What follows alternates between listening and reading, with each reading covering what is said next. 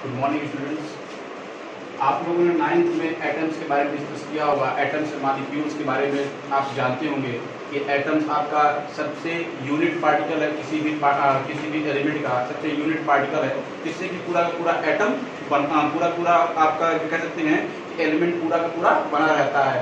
Atom वो छोटे से छोटा पार्टिकल है, वो छोटे से छोटा यूनिट पार्टिकल है जिससे कि पूरे के पूरा कोई भी ऑब्जेक्ट बना रहता है, कोई भी ऑब्जेक्ट बना रहता है। ओके, तो हम लोग उसी के एटॉमिक मास और मॉलिक्यूलर मास के बारे में डिस्कस करेंगे। और मॉलिक्यूल क्या होता है? It is a combination of two और मोर देन टू सेम और डिफरेंट टाइप्स ऑफ एटम्स। हम लोग आज उनके मासेस के बारे में डिस्कस करेंगे। ओके, रिवाइज जो आपका सिलेबस आया हुआ है उसमें आपका यहीं पर से स्टार्ट किया गया है। ठीक है, तो एटॉमिक मास होता क्या है? सिंपली अगर इसके नाम पर देखा जाए तो इसको हम लोग कह सकते हैं, किसी भी एटम के मास को ही एटॉमिक मास कहते हैं। किसी भी एटम के मास को ही एटॉमिक मास कहते हैं, लेकिन इसकी कुछ प्रॉपर डिफिनेशंस होती हैं।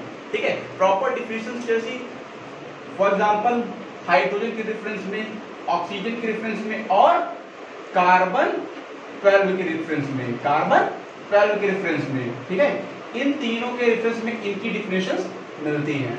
ठीक है, सबसे पहले हम लोग लेते हैं हाइड्रोजन के रेफरेंस में। हाइड्रोजन के रेफरेंस में एटॉमिक मास होता क्या है?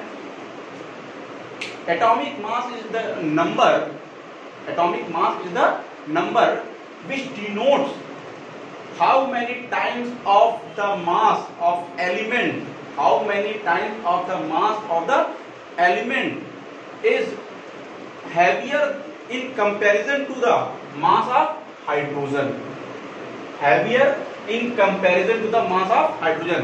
मतलब कहने का ये है, किसी भी एलिमेंट का एटॉमिक मास वो नंबर होता है जो ये बताता है कि वो हाइड्रोजन के मास के कंपैरिजन में कितने गुना ज्यादा बड़ा है, कितने गुना ज्यादा बड़ा है। तो यहां पर फॉर्मूला आ जाता है हमारे पास, atomic mass this is equal to mass of element divide by mass of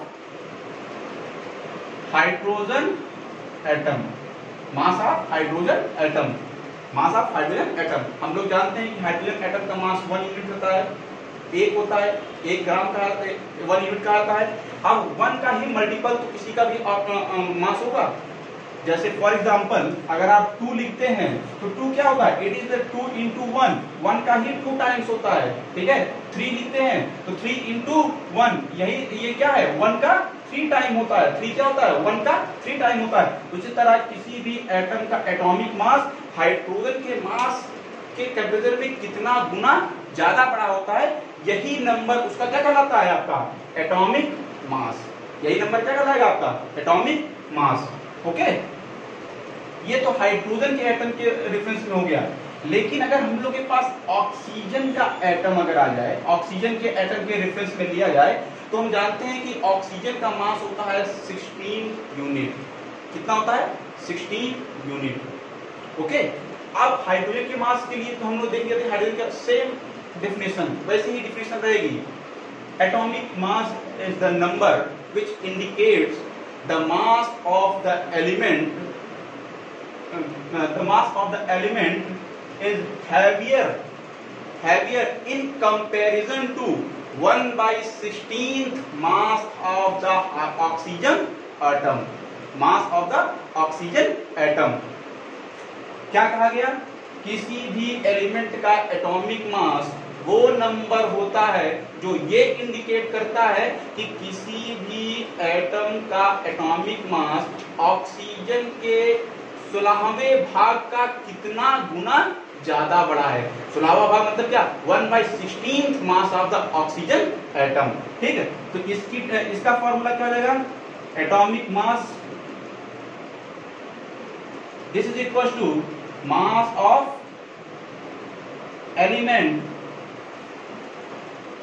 divided by 1/16th mass of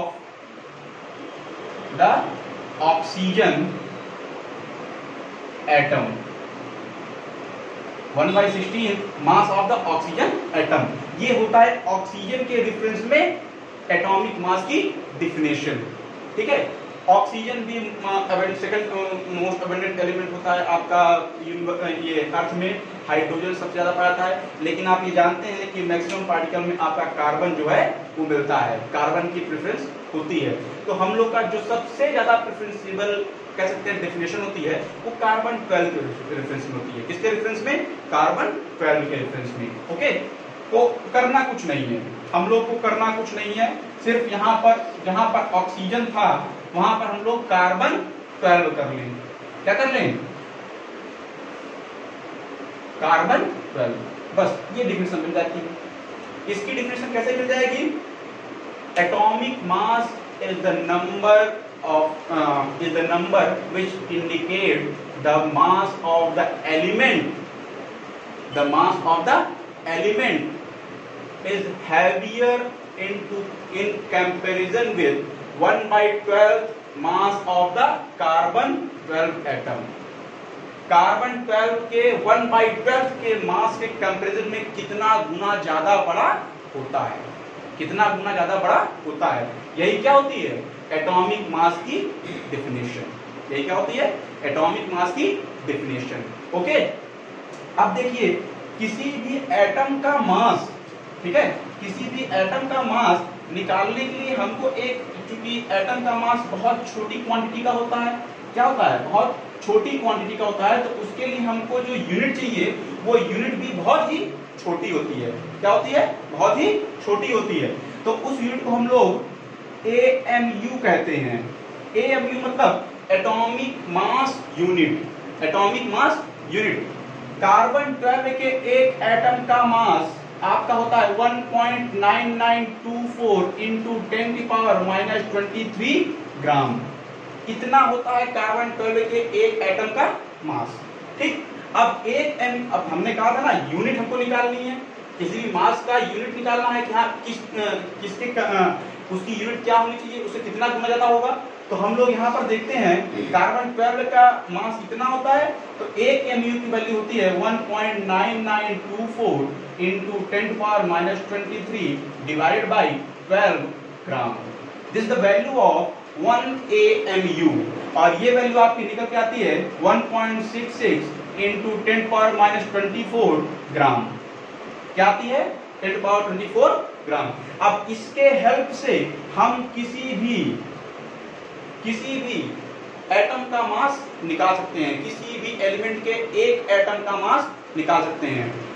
जैसे आपके पास ऑक्सीजन है, ऑक्सीजन का एटॉमिक मास कितना होता है? ऑक्सीजन का एटॉमिक मास आपका होता है 16 ग्राम। कितना होता है? 16 ग्राम। अब इसके एक एटम का मास कितना हो जाएगा? Mass of 1 atom of oxygen. ठीक है, 16 ग्राम में एक ऑक्सीजन नहीं होगा, ढेर सारे ऑक्सीजन होंगे, तो हम एक एटम का मास क्या हो जाएगा? 16 इंटू 1 AMU। 1 AMU की वैल्यू ये पुट करिए, मल्टीप्लाई करिए, ग्राम में आपका आंसर आ जाएगा कि किसी भी ऑक्सीजन के एक एटम का मास कितना होगा। या इसको हम लोग यूनिट से भी 1 AMU, इसको हम लोग यूनिट भी लिखते हैं, 1U भी लिखते हैं, जिससे हम लोग को थोड़ा और आसानी हो जाती है समझने के लिए। ठीक है, तो इसका मास कितना हो जाएगा? 16U। U की वैल्यू क्या है? यही, ये वैल्यू आप यहाँ पुट करेंगे, मल्टीप्लाई करेंगे, आपको एक ऑक्सीजन के एक एटम का मास ग्राम में पता चल जाएगा। किस में पता चल जाएगा? ग्राम में पता चल जाएगा। ओके, ठीक है, this the value of 1 atomic mass unit. Okay, ये बहुत इंपॉर्टेंट है, इसको आप लोग बहुत ही अच्छी तरीके से याद रखिएगा। इस पर बेस्ड न्यूमेरिकल आपके हर साल पूछा जाता है, हर साल इस पर बेस्ड न्यूमेरिकल पूछा जाता है। ठीक है, आइए देखिए मॉलिक्यूलर मास क्या होता है।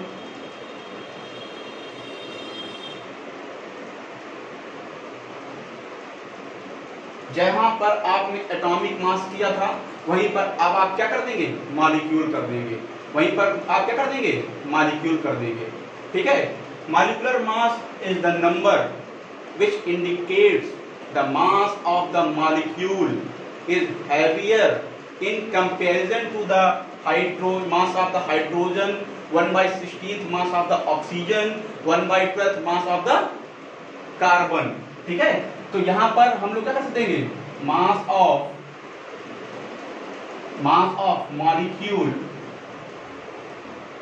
Divided by 1/12 mass of carbon C12 atom, यही हमारा क्या हो जाएगा, मॉलिक्यूलर मास। यही हमारे पास क्या जाएगा, मॉलिक्यूलर मास।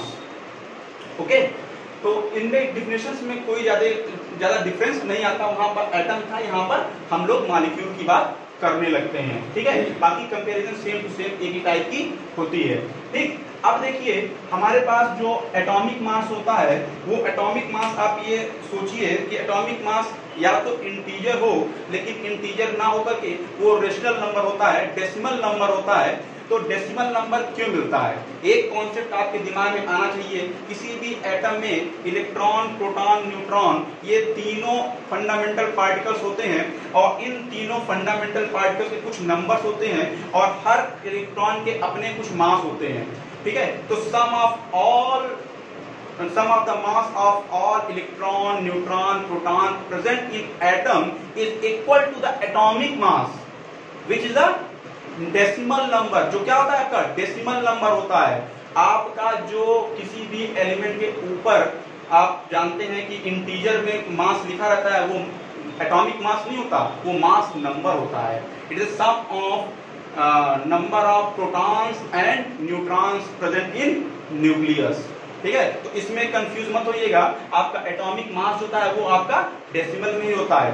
दूसरा कॉन्सेप्ट है, आप ये जानते हैं कि किसी भी एटम में एक से ज्यादा उसके आइसोटोप्स मिलते हैं। ठीक है, किसी भी एलिमेंट के एक से ज्यादा आइसोटोप्स होते हैं। तो उन आइसोटोप्स की जो प्रेजेंस होती है, वो किसी की कोई ज्यादा मेजर होता है, कोई माइनर होता है। तो उनके परसेंटेज के हिसाब से हम लोग उनके मास को कैलकुलेट करते हैं। तो हमारे पास जो मास आता है वो आता है average atomic mass.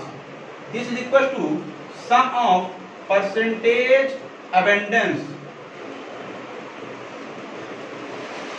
abundance divided by 100 into percentage abundance divided by 100 into atomic mass into atomic mass okay, ये फॉर्मूला हम लोग का एवरेज एटॉमिक मास में हेल्प करता है किसी का भी निकालने पर। ठीक है, किसी की भी मास निकालने पर हेल्प करता है। फॉर एग्जांपल, आपके जो क्लोरीन है उसके दो आइसोटोप मिलते हैं, एक 37 और एक 35। ठीक है, ये मिलता है आपका 75% और ये मिलता है आपका 25%। तो मास कितना निकल के आएगा, एटॉमिक मास कितना निकल के आएगा, this is percentage abundance 75 divided by 100 into 35 plus 25 divided by 100 into 37। इस पूरा कैलकुलेशन जब आप करेंगे, इसको पूरा जब कैलकुलेट आप करेंगे, तो आपके पास कुछ वैल्यू ऐसे निकल के आएगी 35.5 यूनिट। 35.5 यूनिट। ओके, तो ये आप देख रहे हैं ना कि ये आपका क्या आया है, ये आपका किसमें आया हुआ है, ये आया है आपका डेसिमल में। ठीक है, तो ये एवरेज एटॉमिक मास होता है, जो उसमें डेसिमल में लिखा रहता है वो एवरेज एटॉमिक मास होता है। Okay, clear? ठीक है, अब हम लोग जो नेक्स्ट टॉपिक स्टार्ट करने वाले हैं, हमारा जो नेक्स्ट टॉपिक है, वो नेक्स्ट टॉपिक आपका होता है ग्राम एटॉमिक मास। क्या होता है, ग्राम एटॉमिक मास।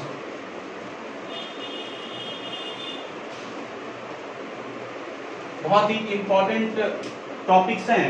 आपका क्या है, ग्राम एटॉमिक मास। क्या है, ग्राम एटॉमिक मास। ठीक है, अगर इसको हम लोग देखते हैं कि ग्राम एटॉमिक मास क्या होता है, ग्राम atomic mass is the quantity in which gram atomic mass is the mass of the atoms which have Avogadro number of atoms. किसी भी एटम किसी भी एलिमेंट का ग्राम एटॉमिक मास ये बताता है कि उस मास में उसके एक पूरे एवोगैड्रो नंबर के बराबर एटम्स प्रेजेंट है, एवोगैड्रो नंबर के बराबर एटम्स प्रेजेंट है। उसको हम लोग क्या कहते हैं, ग्राम नंबर ऑफ ग्राम, ठीक है, नंबर ऑफ ग्राम एटम, ठीक है। तो number of gram atom, this is equals to number of gram atoms equals to mass of element divided by atomic mass of element, mass of element divided by atomic mass of element। यही value हम लोग आगे चल के कहते हैं मोल। क्या कहते हैं, आगे चल कहते हैं मोल, ठीक है। अब अगर आपके पास एक क्वेश्चन है कि मान लीजिए कि आपका जो आपका 8 ग्राम ऑक्सीजन है, उसमें कितने ग्राम एटम प्रेजेंट होगा, 8 ग्राम ऑक्सीजन में कितने ग्राम एटम प्रेजेंट होंगे। तो number of gram atom of oxygen, this is equal to given mass 8 gram divide by atomic mass कितना होता है ऑक्सीजन का 16, दिस इज इक्वल टू 0.2, कितना आया 0.2 ग्राम एटम प्रेजेंट होगा 8 ग्राम ऑक्सीजन में, 0.2 ग्राम एटम प्रेजेंट होगा 8 ग्राम ऑक्सीजन में, ओके। अब यहीं पर अगर हम लोग कह दिया जाए molecular mass, gram molecular mass, gram molecular mass, तो कुछ नहीं करना है, यहां पर मॉलिक्यूलर मास हो जाएगा, क्या हो जाएगा मॉलिक्यूलर मास, मॉलिक्यूलर मास हो जाएगा, ठीक है। अब क्वेश्चन फिर यही है, 8 gram oxygen molecule, oxygen molecule O2 से डिनोट होता है, इसका मास अब 16 नहीं 32 ग्राम हो गया है। तो आप यहां पर क्या करेंगे, ऑक्सीजन के एक मॉलिक्यूल का मास रखेंगे, दिस इज 32। अब ये क्या हो गया, दिस इज 0.25, दिस इज 0.25, ठीक है। सॉरी, इसके पहले वाला जो आंसर था दिस इज 16, ठीक है, तो 0.5 आता और यहाँ पर 32 आप कर देंगे तो यहाँ पर क्या हो जाएगा 0.25, ठीक है, क्या आएगा 0.25 ग्राम मॉलिक्यूल्स, ठीक है, 0.25 ग्राम मॉलिक्यूल, ठीक है। ये ग्राम एटम्स और ग्राम मॉलिक्यूल्स में केवल डिफरेंस ये है कि ग्राम एटम में यहाँ एटॉमिक मास आएगा और ग्राम मॉलिक्यूल में आपका यहाँ पर मॉलिक्यूलर मास आ जाएगा। क्या आ जाएगा, मॉलिक्यूलर मास आ जाएगा, ठीक है। इस पर हम लोग एक दो क्वेश्चंस लगा लेते हैं कि इनका ये क्वेश्चंस कैसे सॉल्व होंगे।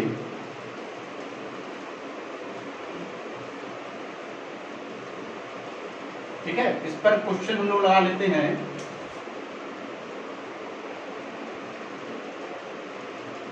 Calculate the mass of 2 gram atom of sulphur, ठीक है। अब ये क्वेश्चन कैसे लगेगा, कुछ नहीं, केवल अपने दिमाग में देखिए, आपके दिमाग में आंसर है gram atom,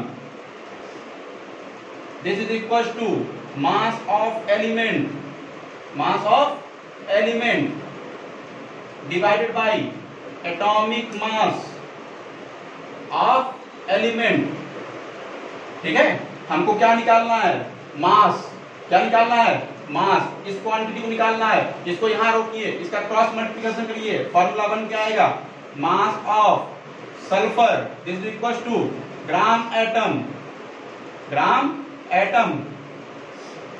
into atomic mass of sulphur. Gram atom कितना है? 2 ग्राम। एटॉमिक मास कितना होता है? 32। This is 64। क्या हो गया? 64। कितना आया? 64 ग्राम। बस आपको ये क्वांटिटी है, ये क्वांटिटी दी, ये क्वांटिटी आपको पता चल जाएगी। या तो ये निकालने के लिए कहेगा या तो ये निकालने के लिए कहेगा। आप फॉर्मूले में पुट करेंगे, आपका आंसर आपको तुरंत मिल जाएगा, आपको कोई भी प्रॉब्लम नहीं होगी। ठीक है। अब देखिए, किसी भी एलिमेंट के ग्राम एटम में नंबर ऑफ जो एटम्स प्रेजेंट होते हैं, वो नंबर ऑफ एटम कितने होते हैं? Number of gram, number of atom present in gram atomic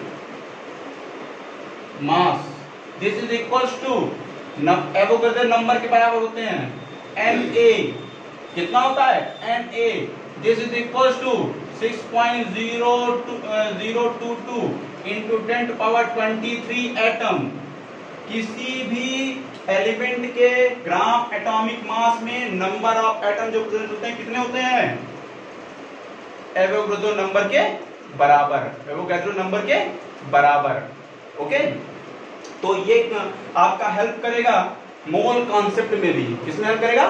mole concept में भी। ठीक है स्टूडेंट्स, इसके न्यूमेरिकल्स हम लोग नेक्स्ट लेक्चर में देखेंगे। Thank you.